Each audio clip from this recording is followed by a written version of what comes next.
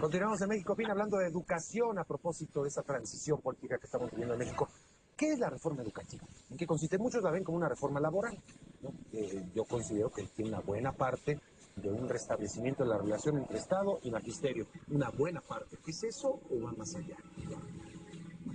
La reforma educativa de Peña del 2013, digamos, está dividida en dos grandes partes. Una administrativa laboral, ¿no?, que tiene que ver con toda la relación con los maestros, con la selección de maestros, con la promoción de maestros, con la distribución de poder, ¿no? Y otra que está incluida ahí en un transitorio de la Ley de Educación, que es el nuevo modelo educativo, que es la parte pedagógica, ¿no? ¿Ya estamos en esa etapa? No, es la que entró en vigor el lunes pasado, sí, ¿no? sí.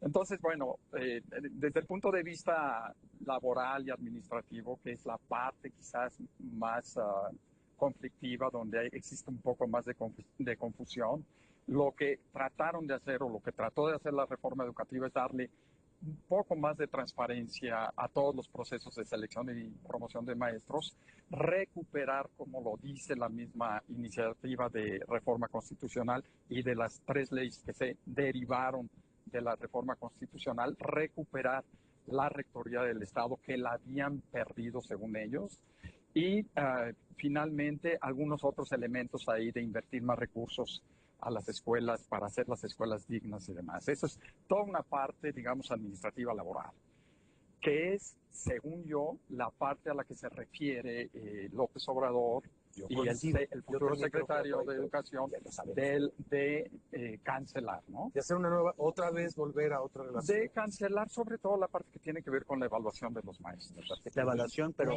la evaluación de desempeño. Porque no queda claro, esa es la parte que a mí me preocupa de la implicación de la afirmación del presidente electo de la cancelación de la reforma.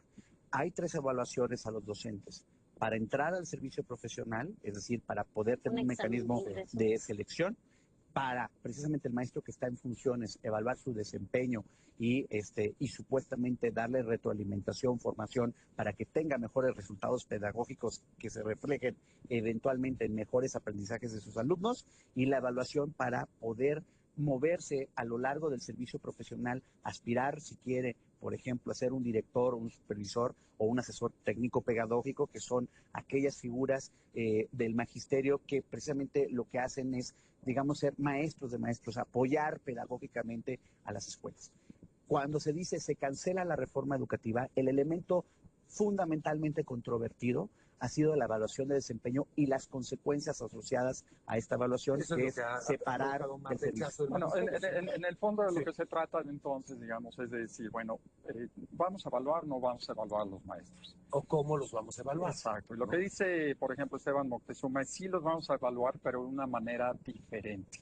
Y no va a tener consecuencias. Y no va a tener consecuencias punitivas, ¿no? Exacto. Va a haber más bien incluso hasta incentivos, por ejemplo, ¿no? Sí, que se supone, bueno, que en esta reforma no quedaron del todo claros, y eso es parte de la inconformidad, ¿no? Los maestros tenían un incentivo, era carrera magisterial, era más o menos una vía segura, que tú ibas moviéndote y entonces podías acceder a mejores salarios. En el caso de la reforma no quedó claro, ¿no? Porque hay todos estos ajustes. A mí la otra parte que me preocupa es que el modelo implica cambios curriculares. Entonces también implica cambios en números de horas de enseñanza, en la secundaria, y bueno, incluye, por ejemplo, los espacios curriculares para hacer clubes o para tener autonomía curricular. Y toda esa parte sigue afectando lo laboral, ¿no? Entonces ahí yo creo que estamos en este debate de qué tanto ya la implementación en sí del modelo, que ahorita estamos viendo los libros de texto de primero y de segundo, faltan todos los demás. Sí. Y tuvimos pifia en uno de los libros. Y yo creo que ahí el otro problema, ¿no? Claro, y ahí el otro problema es cómo se hizo esta reforma, ¿no? Y creo que la queja de mucha gente que se dedica a la educación es que dejaron esta parte pedagógica, curricular hasta el final y empezaron por esto. Creo que hay una lógica política por la cual se empezó por la parte laboral administrativa, tenía que ver con el poder fáctico, ¿no? Entonces, coinciden en que básicamente va por ahí, o sea, van a replantear nuevamente esta Van a replantear relación. la parte de la evaluación. Eso es lo que van a replantear. Y la verdad, las cosas no le va a hacer mucho daño a la educación, ¿no? Reformen o no reformen la reforma educativa, la educación va a seguir más o menos igual. y seguirá así por muchos años más. Porque no están realmente mencionando los puntos claves, los puntos profundos de lo que se necesita para mejorar la educación en México. ¿Qué son? Que son reformas realmente estructurales fuera de la educación. Digamos que las causas profundas de la pobreza educativa en México es la pobreza, la desigualdad, la corrupción, la segregación, la mala crianza, digamos. Tenemos un problema mayor de crianza que de instrucción en México, ¿no? Deberíamos tener una especie como de Secretaría de la Crianza Nacional, una especie como de Secretaría de entrar un poco más a la familia, al nacimiento de los procesos educativos. Ahí está la cuna, digamos, del éxito o del fracaso educativo. La instrucción apoya un gran proceso cultural y un gran proceso de formación de crianza de niños y jóvenes. Y toda la literatura en México y el mundo, digamos, te dice que todo el apoyo, toda la influencia de lo que ocurre en el hogar es más importante de lo que ocurre en la escuela. Sí. Una frase que tengo al respecto es: el poder de la cultura en el hogar es superior al poder de la pedagogía en la escuela. Y ahí tenemos un problema, porque el gobierno entrante está centrando mucha de su atención en los temas educativos en la educación superior, cosa que es muy importante, en donde tenemos muchos rezagos, falta de acceso, pero están planteando la idea de hacer obligatoria la educación superior. Sobre todo eso. ¿No? Ahí Y aquí me viene parece... el debate de si es lo que necesitamos, si... Sí necesitamos eso, pero a ver, No, pero hacerla obligatoria es... tenemos obligatorio la secundaria desde 1992. Y es la fecha que no tenemos la cobertura universal de ese nivel educativo. Y la mayor tragedia de deserción educativa está en el tránsito de la educación secundaria a media superior. O sea, los rezagos mayores de cobertura están en educación media superior, pero además, y ese es el problema, o sea, no es solamente una cuestión de cobertura. O sea, si hay una lección del siglo XX mexicano, que tendría que tomarse en el siglo XXI, es que si tú no solamente estás atendiendo el problema de la cobertura y jamás lo acompañas en esfuerzos en serio de calidad, pues no importa mucho que tengas más espacios de cobertura, porque los efectos esperados en términos de que la educación entonces sí sirva para atender los problemas de desigualdad, sirva para la movilidad social, sirva para poder disminuir la pobreza, no ocurren. Los estudios más recientes, por ejemplo, en términos de asociar la educación y el crecimiento económico, apuntan que es la calidad de la educación lo que importa. No son los números, no son los años de educación los que tienen un efecto sobre el crecimiento económico de los países, sino la calidad del aprendizaje que tienen los estudiantes en las escuelas de los países. Tengo que hacer una pausa. Regresamos. Un tema apasionante. La educación está ahí en juego, nuestro presente y nuestro futuro. Regresamos enseguida.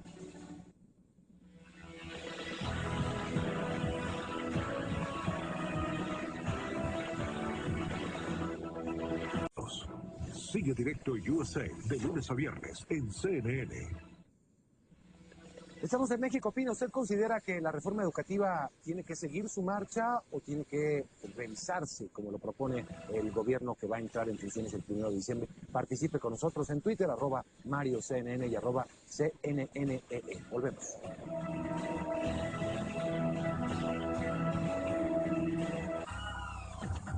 En el próximo Camilo. Una rebelde con causa, de empleada doméstica a mujer influyente y poderosa. De Ecuador, la diputada indígena Lourdes Tibán. Camilo, el lunes en CNN.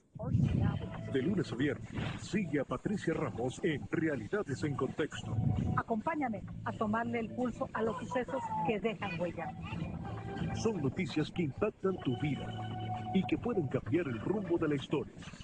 Es un espacio interactivo en las plataformas de CNN para conocer de manera inmediata tus inquietudes y las consecuencias de los hechos. La verdad es una realidad. Realidades en Contexto, de lunes a viernes en CNN. Cada evento en el mundo tiene una causa, una reacción económica. ¿Cuáles son las consecuencias? ¿Cómo te afectan? CNN Dinero, de lunes a viernes en CNN.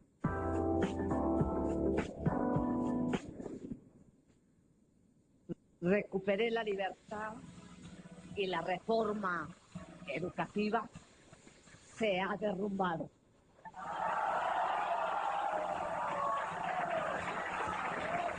Deseo que este momento marque el futuro de mi vida, el de mis anhelos y el de mis esperanzas. La larga etapa de encierro fue también de un duro y profundo aprendizaje. Sin duda cambiamos todos. Cambió el país. Aquí tienen la imagen que ha predominado durante más de 5 años con respecto a mi persona. Y es producto de una persecución política, de acoso e injusticia. Es el producto de un expediente basado en mentiras y acusaciones falsas. El tiempo nos dio la razón. Nuestra integridad es nuestra fortaleza. Vayamos todos unidos con la frente en alto a esta gran hazaña que el México de hoy nos exige. Continuamos en México Opina, hablando de la educación. Momentos importantes se están viviendo, el inicio del ciclo escolar, un gobierno entrante que dice vamos a derogar la reforma que hizo el gobierno saliente, una líder sindical que salió de prisión y que está dispuesta, aparentemente, por lo que todo indica, a volver a la dirigencia del Magisterio Nacional. Bueno, todos estos elementos hacen que este tema sea uno de los donde más expectativa se genere.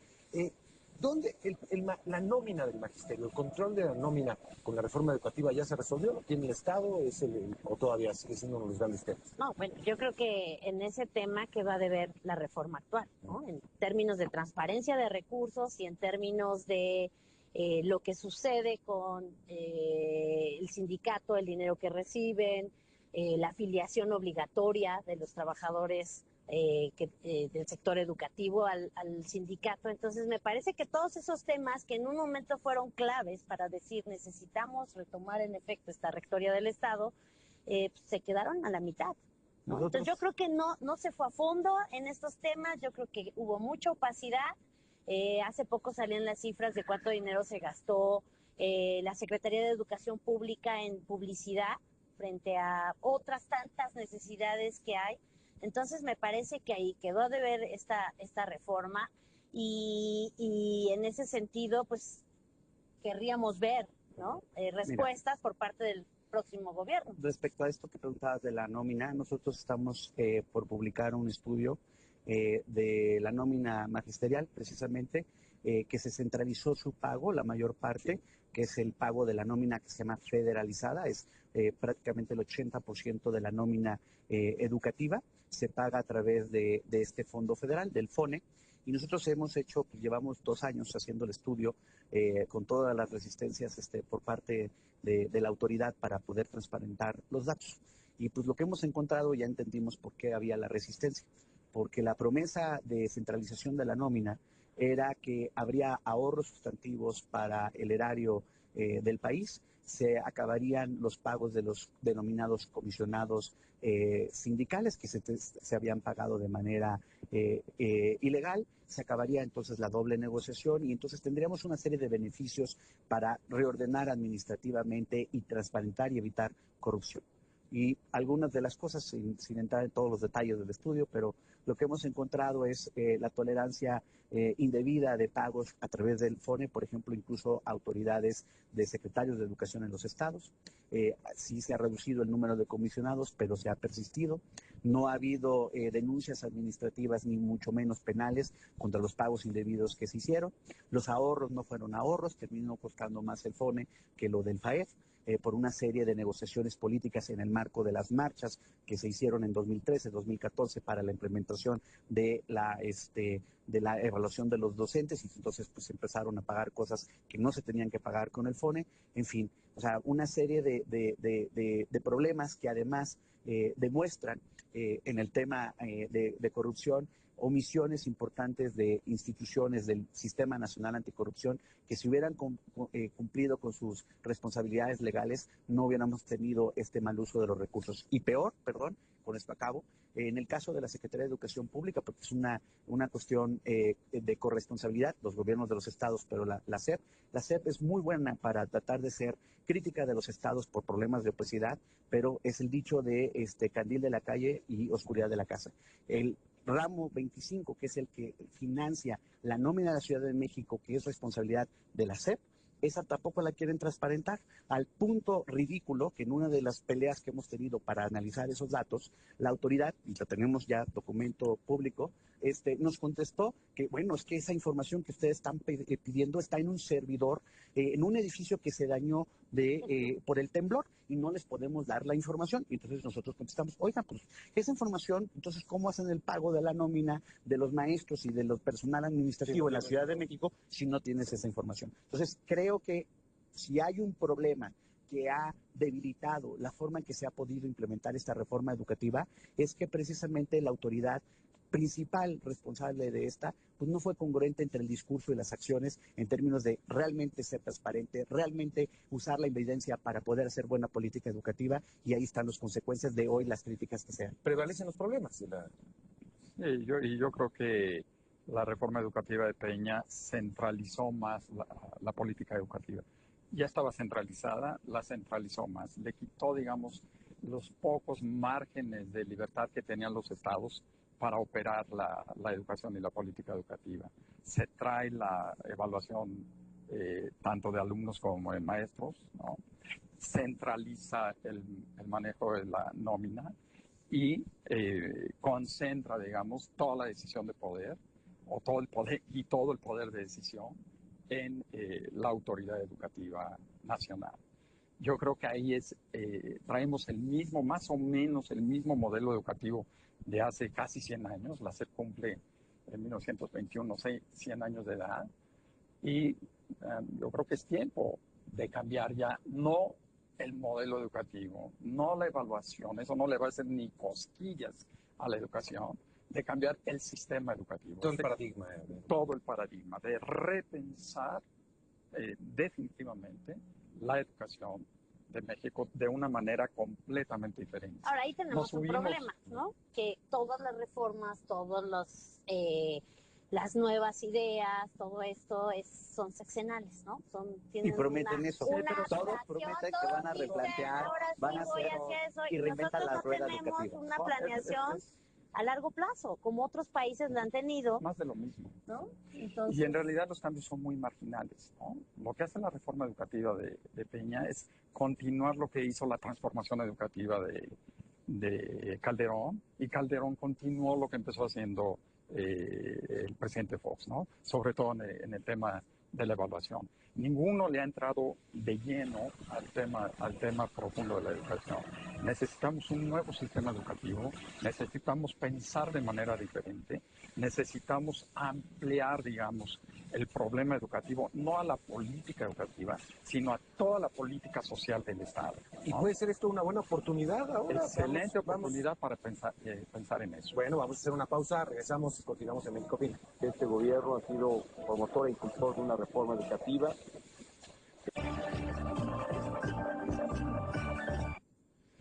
Si realmente le importara la educación en México, le importara a los niños y los maestros, debería de ponerse a pensar en lo que realmente necesitan los niños. Los verdaderos maestros, sí, se dedican a trabajar y enseñar. Es una liberación, ¿cómo se puede llamar? Absurda. No es justo. Y ahora resulta que es inocente y que sale súper bien porque se ve muy sana, muy completa. Ojalá que cuando las personas salen del sistema penitenciario salgan así de bien como ella. Política mediocre, política de conveniencia, no política justa, ecuánime, como debe ser, ¿no? Pero bueno, estamos en México. Yo soy abogado, entonces es un asunto estrictamente legal. Y el juez decidió una cosa, bueno, lo que el juez diga es la aplicación de la ley. Continuamos en México Opina hablando de la educación. Te preguntaba, Eduardo, entonces es un buen momento ahora, le tomamos la palabra a Andrés Manuel López Obrador. Ojalá que nos escuchen. Sí. ¿No? Ojalá que nos escuchen. Pero necesitamos realmente pensar en cambios estructurales, tanto en el mundo de la política educativa como en el mundo de la política social, ¿no? Los instrumentos que tiene la política educativa son muy débiles para el tamaño del problema educativo que tenemos, ¿no? Necesitamos que toda la fuerza, digamos, social del Estado y de la sociedad en general entre al tema educativo desde la raíz, como lo decía en otro segmento de este programa. Necesitamos primero llevar a la escuela y a la autoridad educativa a donde se hace la educación. Aquí tienes una sola autoridad educativa nacional, que es el secretario de Educación, coordinando, ¿no?, y supervisando 250,000 escuelas, ¿no? Pero a ver, yo creo que ahí sí tenemos que ser cautos respecto a un aspecto fundamental que colegas ustedes lo conocen perfectamente. A ver, sí, la reforma educativa en curso centralizó un montón de poder y de decisiones en la autoridad federal. Pero desde 1992 se descentralizó la operación del sistema educativo, pero no es menor. No es menor porque justo es parte del problema de la tensión entre la autoridad federal y la autoridad de los estados. Cuando la autoridad federal dice, se va a hacer de esta manera la evaluación y se tienen que establecer tutorías para los nuevos, bla, bla, bla, bla, bla. Pero quienes tienen que dar las tutorías a los maestros son los gobiernos estatales. Y uno voltea a ver los gobiernos estatales si las dieron o no las dieron. Y los gobiernos estatales decían, oigan, pero ni siquiera nos han dado los recursos para dar las tutorías. Y en esa pelea nos llevamos varios meses hasta que doblaron a la autoridad federal, le dieron los recursos y ni siquiera supervisaron cómo se daban esas tutorías. La Auditoría Superior de la Federación, en una serie de revisión de varios de los programas de la reforma educativa, hizo corresponsables a las autoridades estatales del mal uso de los recursos. El programa, por ejemplo, de la enseñanza del inglés. Se transfirieron importantes sumas de dinero a distintas entidades federativas, Oaxaca, una de ellas, y no pueden dar cuenta de cómo gastaron el dinero. En el problema, uno de los problemas estructurales del funcionamiento del sistema educativo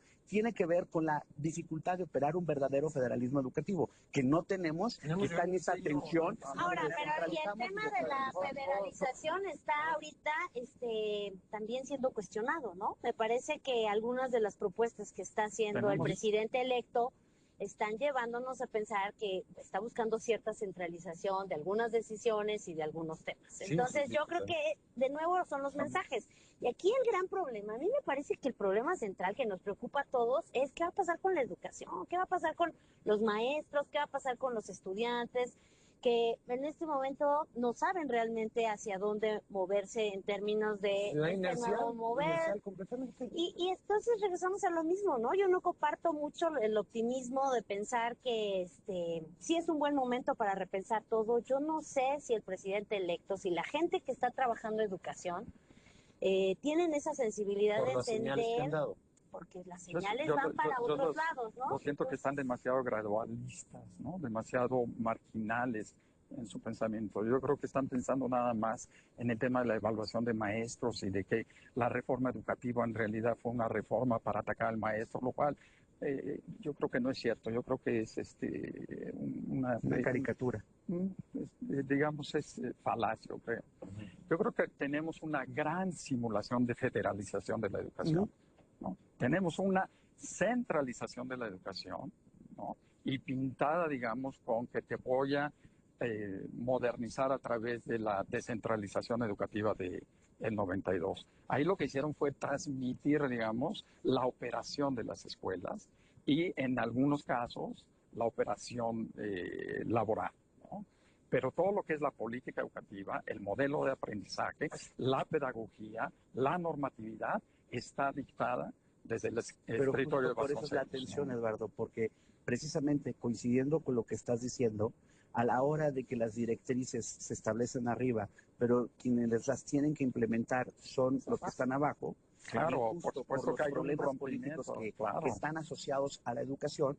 Los de abajo dicen, sácate, quédate tú con tu tiradero y medio simulo que aplico la reforma. Sí hubo excepciones, creo que Sonora y Puebla hicieron esfuerzos para tratar de tener mejores resultados, pero fueron esfuerzos aislados. Uno observa una serie de gobiernos estatales y la verdad hicieron, por decirlo de alguna manera, huelga de brazos cruzados para implementar la reforma educativa también. Entonces, justo cuando uno observa la discusión, al menos las primeras señales de las futuras autoridades, lamentablemente no puedo ver esa señal de optimismo o de urgencia a la que tú nos llamas en la mesa. ¿En qué sentido? De que uno quisiera pensar, por ejemplo, la futura autoridad educativa, que ya estuviera en coordinación con la autoridad laboral en el marco de este programa que anunciaron de capacitación de los jóvenes para los empresarios, decir, oye, a ver, ¿cómo les vamos a hacer con la capacitación verdaderamente técnica para que una vez que los subsidios que le vamos a dar a los empresarios se retiren, estos empresarios vean que realmente tienen tal aprendizaje y tales nuevas productividad que los voy a seguir manteniendo mi fuerza laboral? Esa big picture, por decirlo de alguna manera, y de cómo lo van a asociar, por ejemplo, al replanteamiento que quieren hacer de la política social, a la centralización de muchos de los programas sociales, etcétera, etcétera, hasta ahorita no vemos señales que haya una coordinación. Yo no soy optimista, ¿no? Soy pesimista con información. Y yo lo que estoy haciendo es invitar al gobierno, al nuevo gobierno, a que piense de manera diferente y de manera profunda el problema, ¿no? No se trata nada más de hacer un cambio aquí o hacer un cambio allá, o cambiar el modelo de evaluación de maestros o el modelo de evaluación de alumnos. Nadie tiene en el mundo, digamos, la fórmula correcta de evaluar a los maestros. Nadie la tiene. Y la reforma de Peña, digamos, copió la reforma del 2001 de Bush, de ningún niño rezagado, que derogó Obama en el 2015. Concretamente, el 10 de diciembre del 2015, Obama dijo: abajo la reforma del 2001, de ningún niño rezagado, porque no nos funcionó. Esta forma de evaluar, esta forma de estandarizar, esta forma de descentralizar, no nos funcionó. Vamos a regresarle estas facultades a los estados y hacerlo diferente. Voy a hacer una pausa, regreso con más aquí en México Opinas. Está muy bueno este programa, regresamos.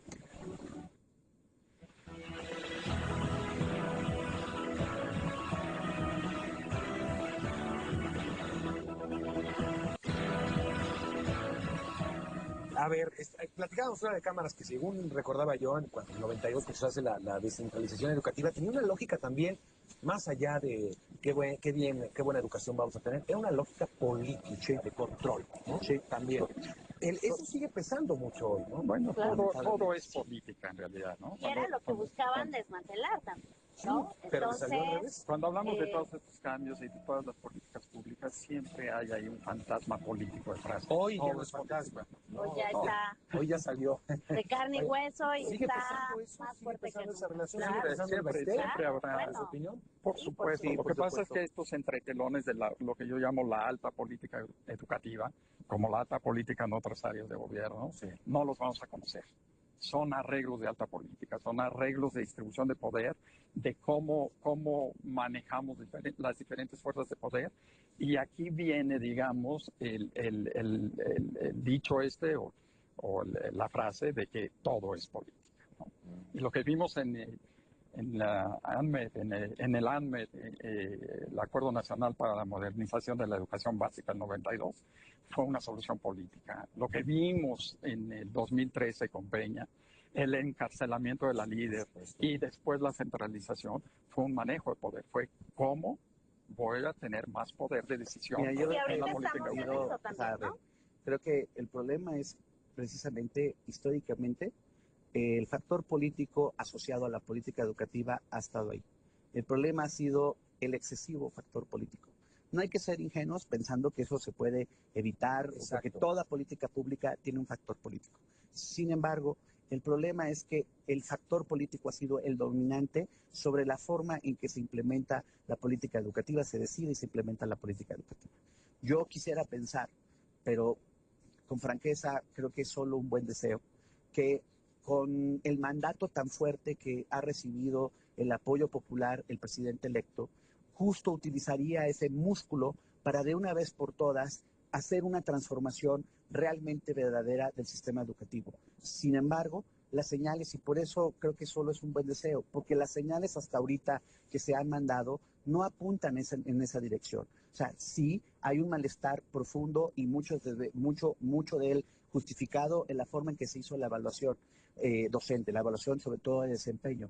Pero el corazón de la discusión del problema educativo en nuestro país va mucho más allá de la simple evaluación. O sea, decir, vamos a cambiar la evaluación, con franqueza, es una curita para una cirugía mayor que necesita el sistema educativo. Y lamentablemente no veo a los cirujanos dispuestos a dar esa intervención que se necesitaría para arreglar realmente el sistema educativo y hacer lo que ellos han insistido reiteradamente en todos los mensajes, no solo de educación, que México necesita ser un país más equitativo, necesita tener una atención mucho más profunda de los pobres y ser más inclusivo. Si ese mandato que tanto han estado enfatizando en las otras políticas que anuncian de programas sociales y demás, realmente lo honraran, entonces tendrían que tener esa capacidad de cirugía profunda del sistema educativo y no, por ejemplo, con franqueza, perdón que lo diga tan claro, esta ocurrencia, decir, voy a establecer 100 universidades en el primer año. ¿Sabe?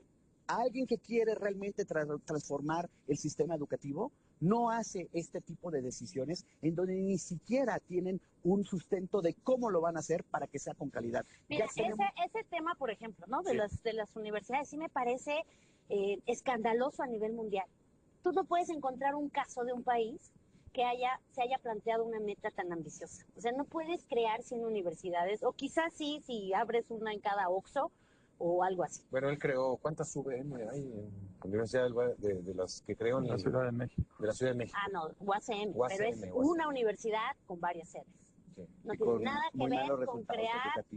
Entonces, a mí me parece que sí, que ahí, yo creo que el problema de fondo es, no tenemos una política de Estado educativa. O sea, donde todo el Estado mexicano diga, vamos a jalar, es por aquí, más allá de 6 años, más allá de 12 años, necesitamos reformar estas cosas, ¿no? Tenemos políticas gubernamentales sexenales y en este caso no hay una coordinación, por ejemplo, entre el programa que quiere hacer de jóvenes, el programa dual de empleo y educación, con el programa de lo que quieren plantear en educación superior. Es que sí es una ocurrencia. Tengo que hacer la última pausa, regresamos con una reflexión de nuestros invitados.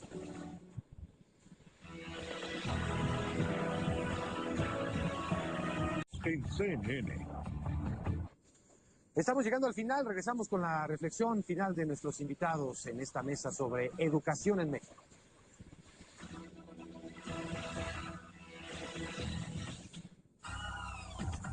En el próximo Camilo. Una rebelde con causa, de empleada doméstica a mujer influyente y poderosa. De Ecuador, la diputada indígena Lourdes Tibán. Camilo, el lunes en CNN.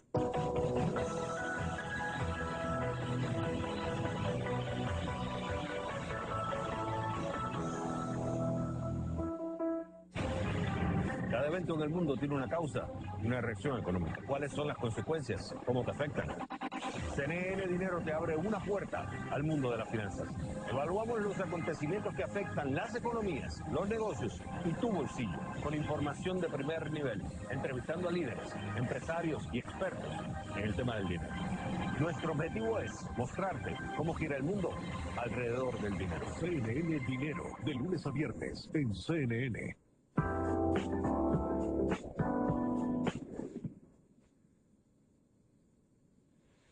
Llegamos al final de esta mesa de México Opina. No sin antes preguntarles una reflexión final a nuestros invitados de esta noche. Eduardo, por favor.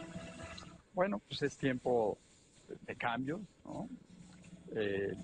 López Obrador y su equipo tienen una oportunidad histórica para entrar de lleno al tema profundo de la educación.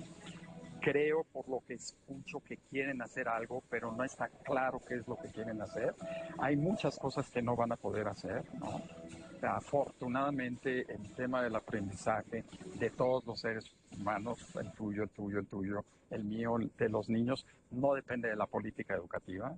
Depende del desarrollo cerebral y del ambiente, digamos, en que el cerebro de cada uno de nosotros se desarrolla. Entonces ahí, aunque quieran tocar el modelo educativo, aunque quieran cambiar, digamos, los esquemas de evaluación o de enseñanza, etcétera, no van a poder cambiar una realidad biológica y ambiental que determina el aprendizaje. Lo que sí pueden cambiar es todo lo que tiene que ver con aspectos administrativos, con aspectos laborales, con aspectos de las reglas de la evaluación educativa, con la primera parte del que yo platicaba al principio de la reforma educativa. Eso sí lo pueden cambiar, pero no le va a hacer ni mella a la educación. Necesitamos, como decíamos hace ratito, una política de Estado, no de gobierno, que se enfoque a cómo sacar el tema de la educación, que va de la mano con el tema de la pobreza, de la segregación, de la inequidad. Van juntitos, no los puedes separar. Te agradezco mucho, Eduardo. Bueno, mira, yo diría, aprendamos de las malas experiencias del pasado. O sea, yo encarecidamente le diría eso al presidente electo y a su equipo. ¿Qué se hizo mal del anterior proceso? Hubo muchos errores, yo creo que en eso estamos claros. Hubo muchas cosas que no resultaron como estaban planeadas.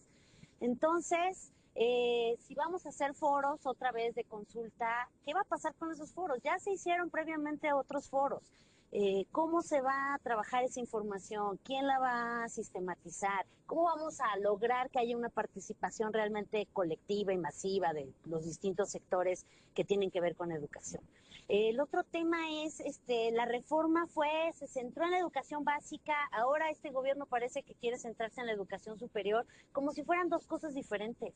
Si estamos hablando del mismo sistema, tiene que haber políticas congruentes, coherentes, que se vayan complementando, ¿no? Entonces, me parece que esa parte, y finalmente la parte educativa, o sea, yo creo que esta reforma pasada de Peña dejó atrás, ¿no? Dejó al final la parte pedagógica, la parte curricular. Ahorita hay una gran oportunidad, ¿no? Yo creo que el borrón y cuenta nueva no nos ha ayudado mucho si antes no decimos qué funcionó, qué no funcionó, cómo funcionó. Entonces, es una invitación. Y finalmente yo diría, el gobierno del presidente electo trae una agenda de izquierda, pues que lo demuestre en la educación, como lo decía Marco, o sea, que demuestre que está pensando en el problema de la desigualdad y de cómo esta afecta el tema educativo y viceversa. Creo que es central. Gracias, Alba. Muchas gracias.